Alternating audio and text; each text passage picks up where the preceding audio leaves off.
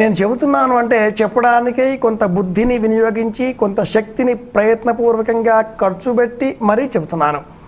జాతక చక్రంలో 6వ ఇంట ఉండేటటువంటి కన్యారాశికి సంబంధించినటువంటి ఈ గణపతి సహజ ద్వాదశమైనటువంటి మీనాన్ని చూస్తున్నాడు, వ్యయాన్ని చూస్తున్నాడు. అంటే ఏ ఖర్చునైతే మనం ఖర్చుగా భావన చేస్తున్నామో, వ్యయంగా భావన చేస్తున్నామో అది శక్తివంతం కావాలి, లాభం కలిగించేదిగా మారాలి అంటే శక్తి గణపతిని ఉపాసన చేయాలి.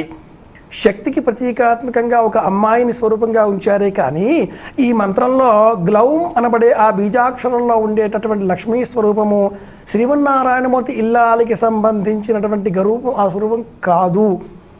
గణపతికి సంబంధించి మనం చేసేటటువంటి పూజాదికాదులలో ప్రత్యేకించి బెల్లమును వినియోగిస్తూ ఉంటాం.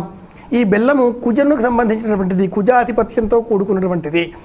గణపతికి సంబంధించి మనం చేసే అర్చనలలో కూడా సాయంత్రం చంద్రుడు కనిపించేంత వరకు కూడా ఉపవాసం చేసి ఆ సమయంలో నమస్తే రోహిణీకాంత సుధారూప నిశాకర అని చెప్పి చంద్రార్ఘ్యం నమోస్తుతే అని చంద్రునికి ప్రీతికరంగా 3 మార్లు అర్ఘ్యప్రదానం చేసిన పిమ్మట భోజనం చేయాలి అని చెప్పుకుంటాం కదా.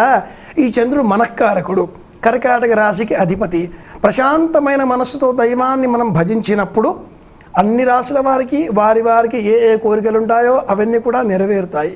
లక్ష్మీ గణపతి అంటే ఈ విధంగా దర్శనం చేసుకోవాలి. ఏదన్నా వినాలి శక్తితో, శక్తి లేకుండా పురుషకారం లేదు. అలాంటి స్వరూపమే ఈ లక్ష్మీ గణపతి తంత్రం. నిజానికి యాజ్ఞవల్క్య స్మృతి అనబడే ఒక స్మృతి గ్రంథంలో 12 విధములైనటువంటి గణపతులను ఆ స్మృతికారుడు తెలియజేస్తాడు. అందులో బాలాక, బలహ, వృష, లక్ష్మీ గణపతి, సింహార్క గణపతి ఇలా 12 రూపాలు వస్తాయి. అందులో రౌద్ర గణపతి కూడా ఉంటుంది. 32 రూపాలతో వర్ణిస్తాడు ఆ మహర్షి, యాజ్ఞవల్క్య మహర్షి. అందులో వస్తుంది బలాహ అన్న పేరుతో వచ్చే గణపతి. దానికి సంబంధించిన ఉపరూపాలలో ఒకటి లక్ష్మీ గణపతి తంత్రం. ఇదంతా కూడా మహారాష్ట్ర ప్రాంతంలో గణపతి ఉపాసన ఎక్కువ. అక్కడి నుంచి వచ్చినవే పోకచెక్క గణపతులు. కేరళ ప్రాంతంలో గణపతి ఎక్కువ. అక్కడి నుంచి వచ్చినవే నల్లని పోకచెక్కలు. ఏ ప్రాంతాల్లో ఏవి లభిస్తాయో ఆయా రూపాల్లో వాటిని ఉపాసిస్తారు. పసుపు ముద్దని ఒకటిగా చేయడం గుంటూరు ప్రాంతంలో గణపతిని అర్చన చేసే విధానం అయితే, తెలంగాణలో ఖమ్మం జిల్లాలో ఇతర ప్రాంతాలలో ఆ గౌరమ్మను 3గా చేసి 3 శిఖరాలుగా చేసి శివుడు, పార్వతి, గణపతి అని అర్చించడం ఒక విధానం. శివుడు, పార్వతి పసుపు ముద్ద ఒకటిని 2గా చేయడం, ఒకటి భిన్నంగా చేసి 3గా చేయడం ఇది ఒక తంత్రం, ఇది ఒక పద్ధతి. గణపతిని ఏ విధంగా ఆరాధన చేసినా ఎట్లా చూసినా అన్నింటిలో కూడా శక్తి అంతర్గర్భితమై ఉంటుంది. శక్తి లేనిదే పురుషకారం లేదు.